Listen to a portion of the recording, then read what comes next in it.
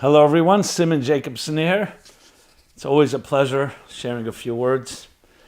So we're doing the Bible series, we call it, Meaningful Life, taking the narrative, events, characters, personalities of the best-selling book of all time, the Bible, and applying it to our personal, emotional, psychological, and spiritual lives. So today's topic is seamlessness.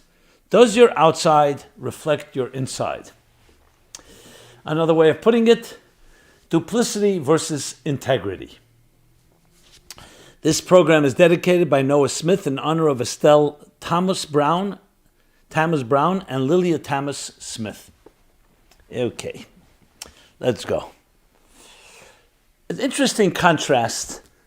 In English, the word for face, the human face, is also associated with the word for surface, like on the face of it, on the surface level. In Hebrew, from biblical Hebrew, the word for face is Panim. Panim means a face, but Panim also has another meaning. It means inward, the inside. So we say on the face of it, on the surface level, ostensibly, that only refers to the outer. You're not talking about what's within, inside. Whereas in Hebrew, the same word for outside is also used for what's inside. You know the expression, what you see is what you get. That the inside is reflected in the outside, and the outside reflects what's on the inside. There's an expression in Hebrew as well. They used to call it, I think the Indians would call the white man. White man speaks in forked tongue, meaning they say one thing and they mean another. One thing in your heart, another thing on your tongue. We can smile to someone and stab them in the back. We can be very sour on the outside and actually be warm on the inside.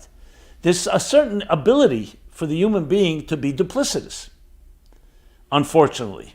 So the concept of seamlessness, of a flow, where the inner is reflected on the outer and the outer reflects the inner, is not necessarily a given.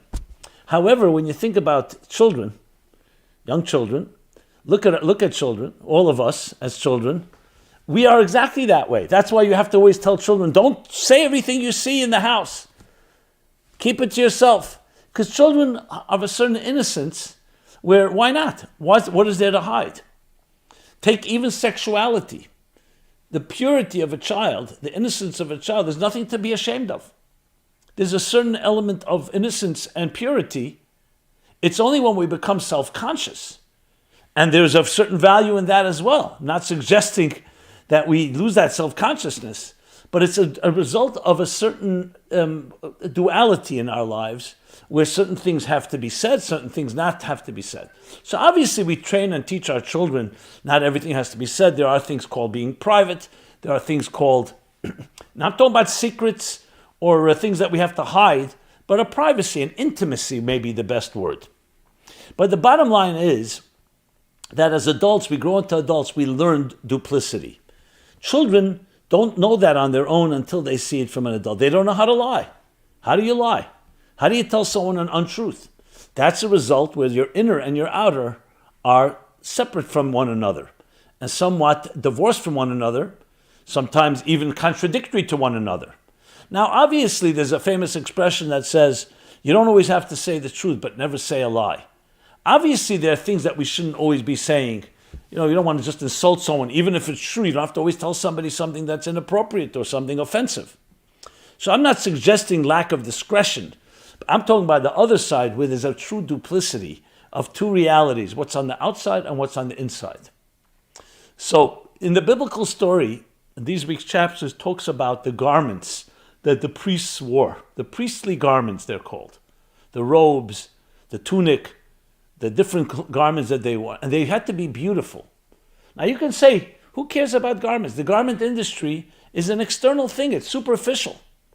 Yes, even though millions, if not billions of dollars, even more than billions of dollars is invested in the fashion industry and in fashion, but that can be easily dismissed as being okay because people are superficial, they're shallow, they live on the surface level. On the surface level, everything is what it looks like. It doesn't matter what happened, as Madison Avenue cynics say. It doesn't matter what happened, it matters what people think happened. Or like that joke where a woman is rolling rolling her carriage, rolling her carriage with a newborn baby inside. Someone comes over and looks at the baby, say, "So cute, what a beautiful baby." And the mother says, "That's nothing. You should see the picture of the baby." In other words, images become more important than reality. And in that world, of course, fashion is a tremendous thing. On the other extreme, some people say, "I only live inward. Forget about what I look like. Don't judge the book by its cover," even though, frankly, everybody does. It's the biggest cliche that really is completely false. Everybody judges a book by its cover.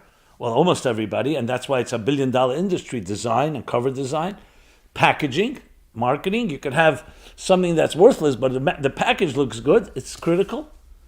So you could also go to the other extreme. I only want to have an inside person.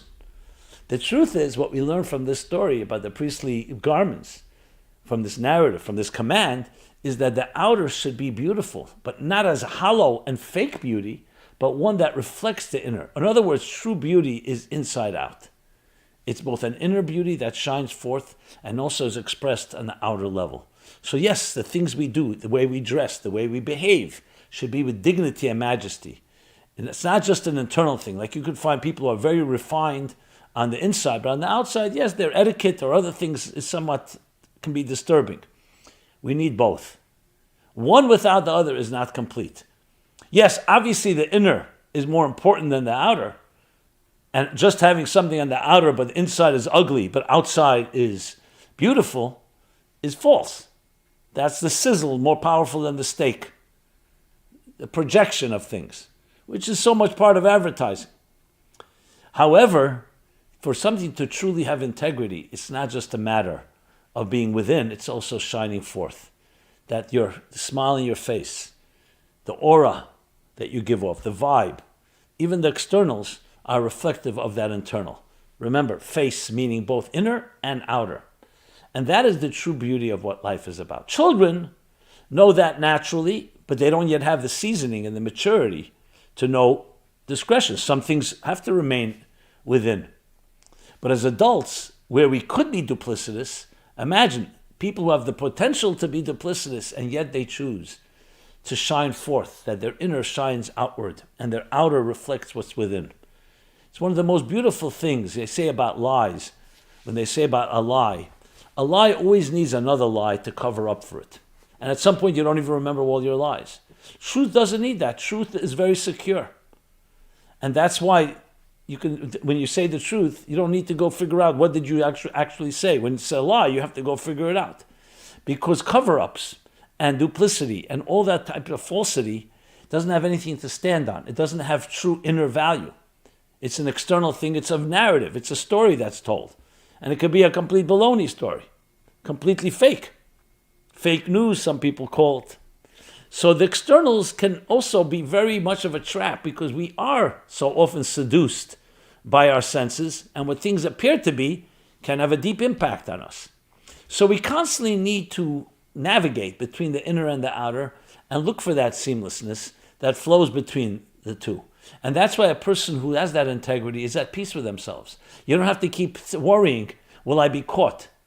Will one lie stand up? Will I have to create another lie to protect the first lie? And so on and so forth. Because there's a certain calm and peace in truth. And truth and integrity is exactly that. It's a seamless flow from what actually happened and what you express. Sometimes I wonder, I marvel at the fact, you spend millions, billions, trillions of dollars in court trying to find the truth because someone's lying. Someone is not saying the truth. And you look for witnesses and evidence, all to discover simply what actually happened. It just tells you how much this world covers up and conceals that which is beneath the surface.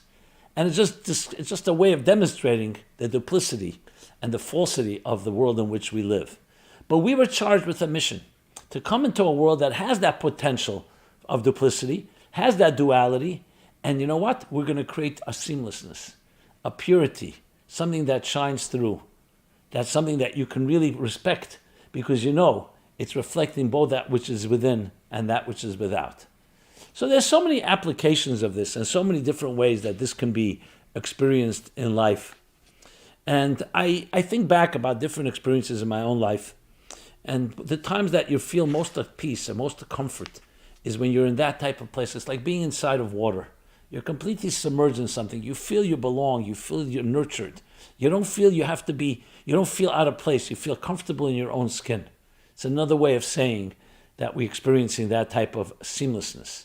So, yes, we have the choice of integrity versus duplicity. Some people think you can get away with it and therefore can live that type of life of, we don't always have to say what exactly is really happening. Sometimes you distort and sometimes much worse. And then you can live a life of integrity, which doesn't mean that you compromise anything. It just means you have that ability to just be yourself. And as people experience you, what you see is what you get. Now, this doesn't mean we don't have depth and we don't have inner dimensions and we all have intimate levels that perhaps can be expressed. But you're also not expressing the opposite of it. There's a sincerity, there's that seamlessness, there's that flow. And life, everything is about a flow.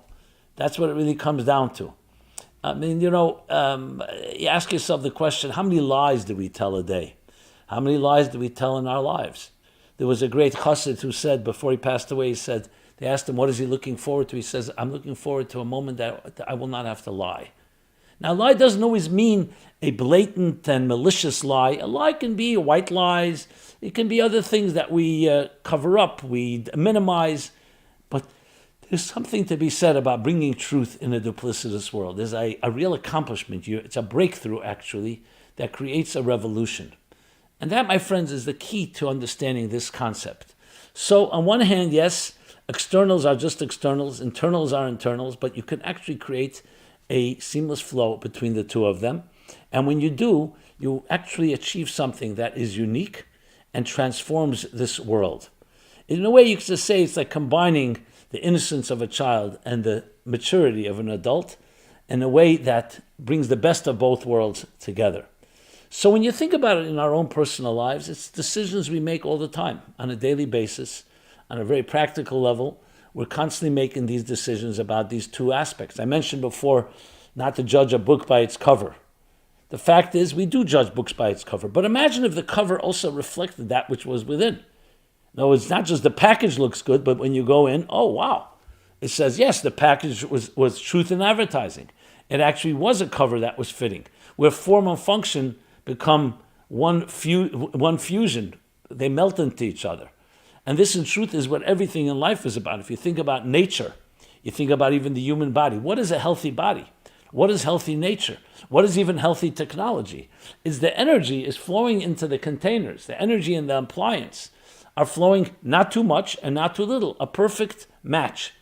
So whatever that container is, let's say it's a light bulb, let's say it's a refrigerator, let's say it's another appliance, let's say it's a computer. The computer, as you're using the form of it, is reflecting its function, and the function is expressed in the form. And that's why it's so critical. You talk about the message and the medium, that the medium could be the message, but the medium reflects the message, and the message is properly reflected in the medium. A good speaker, a good communicator, is using the proper words, not more and not less, to convey a feeling, a sentiment, an idea, a concept. If you use too many words, or you use too few words, then the balance is off. So you see, wherever you turn, you're going to find these two poles and these two elements that create the dynamic. And whenever you find true healthy seamlessness in any given area, I mentioned technology, science, you know that something is working well. So why not apply that same truth to us? Now, we are human beings. We have that free will. We have the capacity to say what we really believe and feel, or we have a capacity to be duplicitous, to be false, to misrepresent, to lie whenever it's convenient, to wear different masks just in order to get by or to get through, or we think that's the way people want it. Instead of being a pleaser, to actually express what you really feel and to the right people, so that then you have that seamless flow. There's much to be learned about this seamlessness, and I'm sure each of us can implement it and apply it to our lives in so many different ways. I hope this gives you some food for thought and for heart and thought, for mind and heart and soul. And if each of us did just a little action where we one day deliberately said, you know what, I'm not going to be as duplicitous as I've been. I'm not going to be as so fragmented or disjointed. But I'm going to try to do something that is reflective of my inner and my outer. You tell me how you feel afterwards. It's something that has a deep fulfillment, a deep contempt, a deep joy that will encompass you because it just feels right. And when you do that, it's amazing. Think of a good, beautiful song that you hear. The song is beautiful, the sound, the tune, but it's also expressing a sentiment through that song. And that's where the body and soul come together in this ultimate fusion and ultimate convergence and integration, where we are healthy on both levels and both are expressed equally. And we ultimately can even express the inexpressible. So thank you for listening. Thank you for being here. I do this every Sunday at 3 p.m. Eastern Time. It's called Meaningful Live. Please join me. Please share this if you found it meaningful. I'd love to hear your feedback, your comments. This has been Simon Jacobson, meaningfullife.com. Meaningfullife.com is our website where you can find an array of these programs and scheduled programs on virtually every topic for different audiences. Please enjoy and partake. And as I said, I'd love to hear from you. Be well, stay well, and I look forward to share more moments together.